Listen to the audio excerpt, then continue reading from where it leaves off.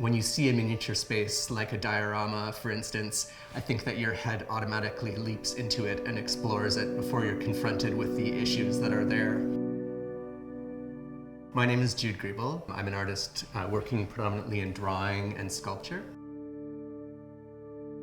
In my works, I'm collapsing the body and landscape to create single forms. I'm using these forms to speak about ways that we connect to the surrounding world and then impact it in various ways through consumption and environmental degradation, and then how that in turn impacts us. My interest in the sort of landscape and our connection to it stems from my family's agricultural history in Canada. You know, there's a strong connection between the body and the landscape there, things coming from the soil, consuming them, putting it back into the soil. So I started thinking about that relationship between the body and the ground at a very early age. I went through art school focusing on drawing and painting and sort of flat work, and then graduated into working in sculpture. But it was really a matter of finding my own way into sculpture. I became especially interested in crafted illusionistic spaces that you would see in museums, for instance, like nature dioramas, then at novelty museums like miniature worlds.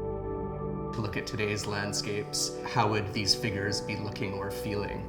So I began creating these figures that were embodying complex landscapes, like oil-spilled shores or factory farms, sort of tragic, sympathetic figures that were dealing with these issues, playing out on their bodies.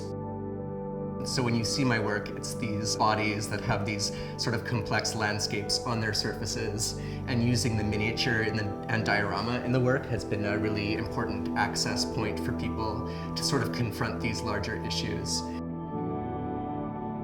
Like most people, this past year has been especially exhausting. It sort of shifted the way I work and think about my work. Right now, I'm working on a sculptural installation that deals with the idea of new beginnings. Historically, through sort of old sailing maps, ideas of utopias.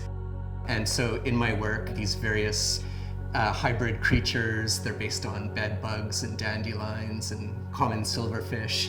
They're sort of walking in a procession over these ruins. So I'm kind of collapsing these two narratives to look at this idea of new beginnings and sort of building on fallen worlds.